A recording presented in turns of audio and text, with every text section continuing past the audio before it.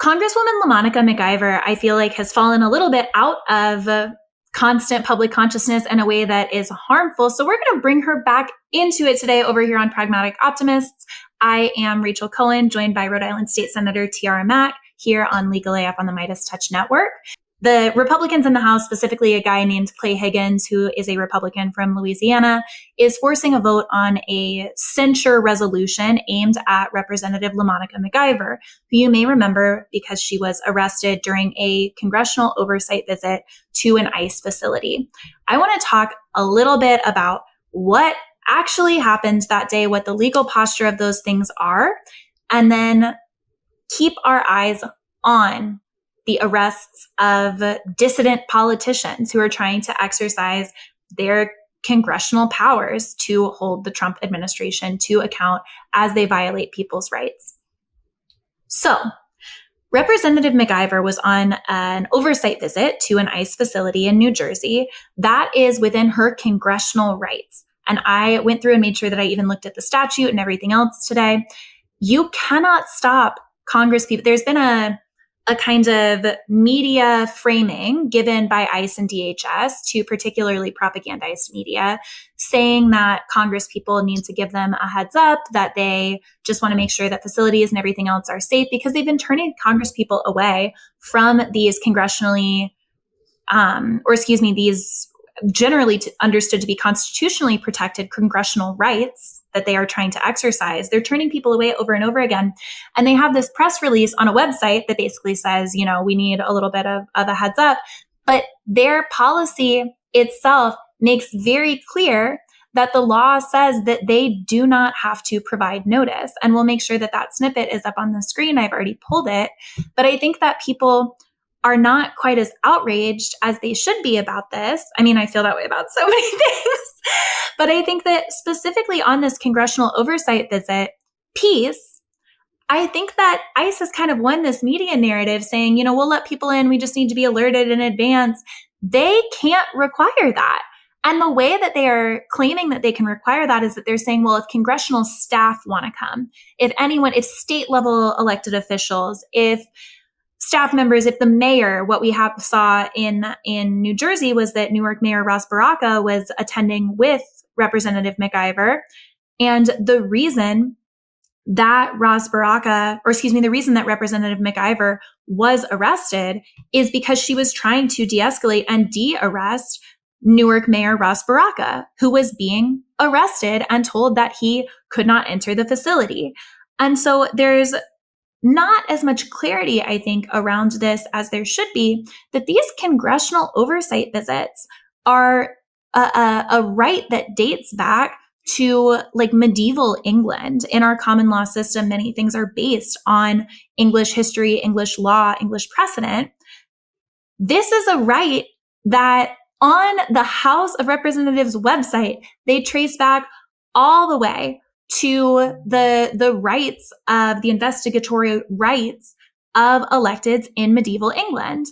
And so to pretend that Congress people cannot exercise a right that actually predates our country and to arrest them. I read the indictment too of Representative McIver in preparation for this episode, and the facts that they allege one of the charges on, it's like that while she was trying to kind of stand between ICE and Mayor Baraka, that she, I think the phrasing is like aggressively pushed with her forearm because she's like reaching out.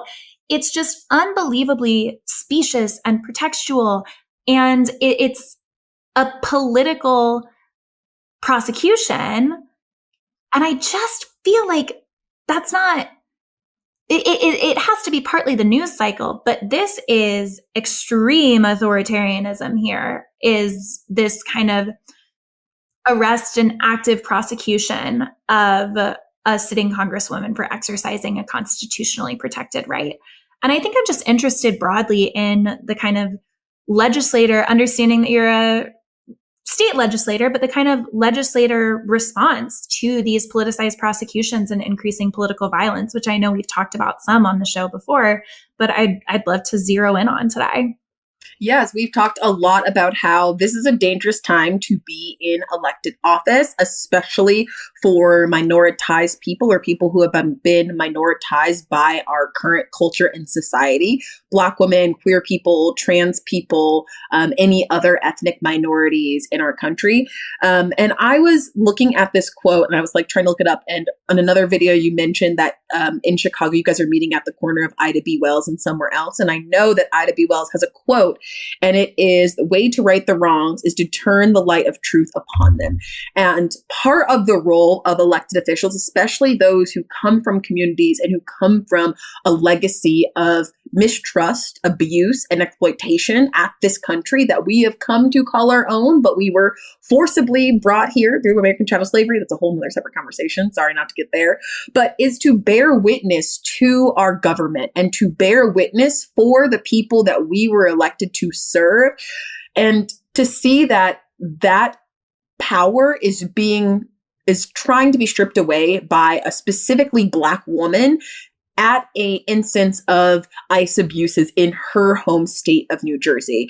And I don't think it is lost on many people who can connect those very, very large dots together and smush them together. Like, we're not playing with atoms. We are playing with like two big Bosa balls in a yoga class and like putting them together because, sorry, weird reference, but because the ability for people in power to bear witness to what our government is doing with your tax dollars and with your representation, with your voice, putting these people in office is what makes our democracy so great. The ability for citizens to be able to know and hold their government accountable is what we also have elected officials for. In states all across the country, we also have oversight committees that can do things. We saw in Florida in an earlier episode when we brought in Senator Chevron Jones from Florida, who also was able to use his oversight powers to go to Alligator Alcatraz, which is now on its way to be closing. Thank goodness that that is now a closed chapter. That is not the closed chapter of the immigration horrors and the abuses of the ICE, now a well-funded,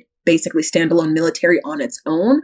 But the ability for your elected representatives to be able to tell you what is going on behind closed doors. Oftentimes you cannot get a FOIA request, or you cannot get an open information request like document to know what is happening. And this is connected to, how do we get subpoenas? How do we know exactly what ICE is doing in our communities?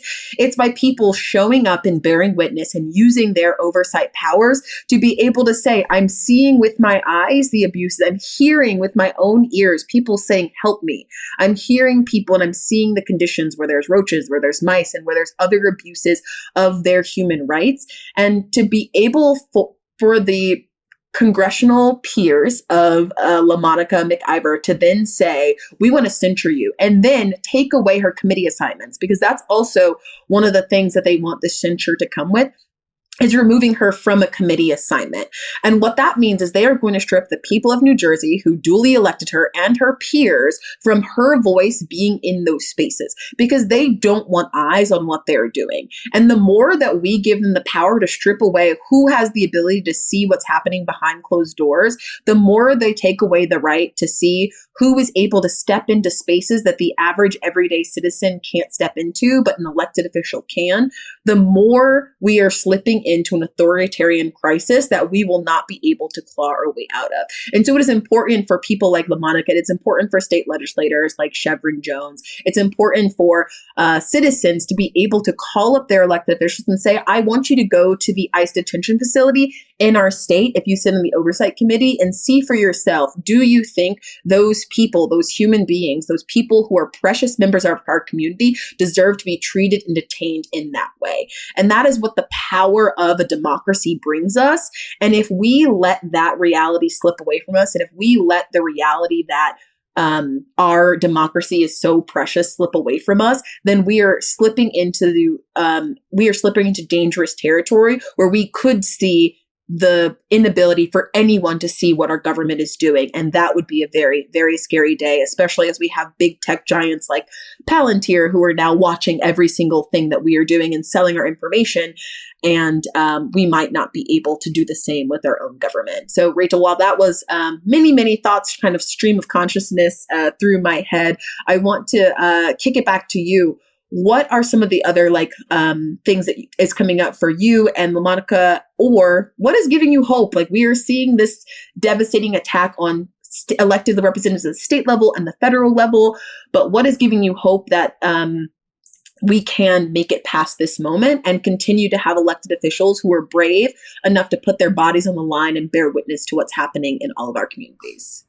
I think I'm going to have to go with the optimism, just because what else is coming up for me is you kicked off what could be a whole day of conversation around Palantir and the development of really terrifying, shocking, brutal AI technologies to repress people in our communities.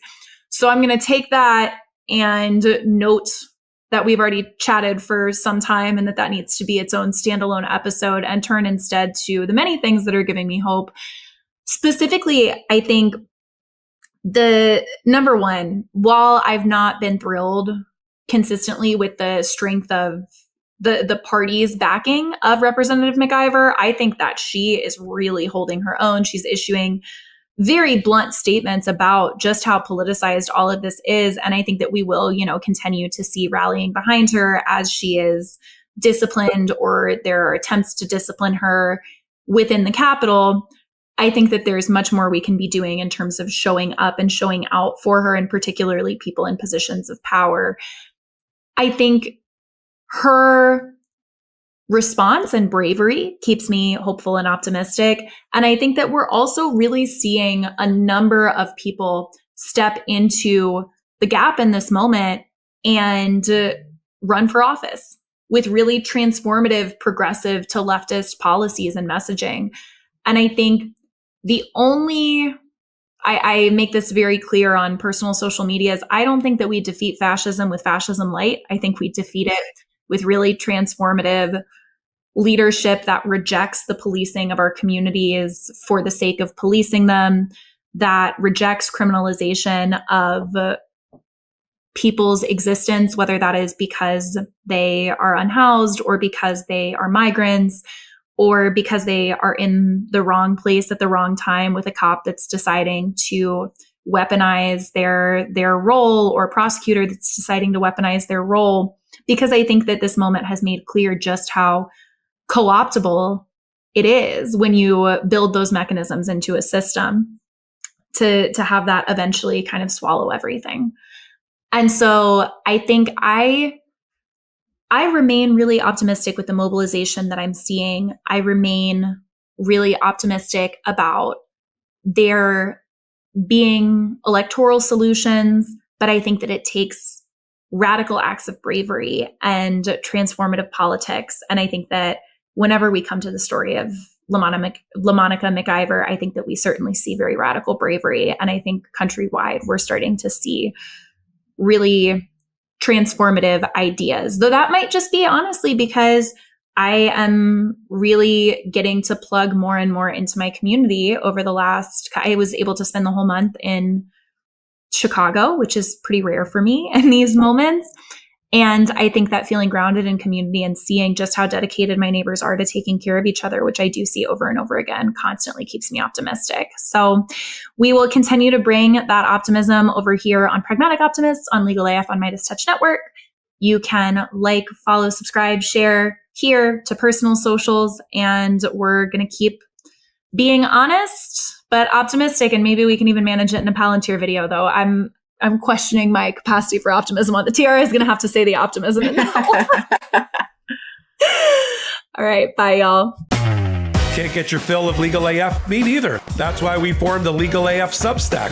Every time we mention something in a hot take, whether it's a court filing or a oral argument, come over to the Substack. You'll find the court filing and the oral argument there, including a daily roundup that I do called, wait for it, Morning AF. What else? All the other contributors from Legal AF are there as well. We got some new reporting. We got interviews. We got ad-free versions of the podcast and hot takes. Where? Legal AF on Substack. Come over now to free subscribe.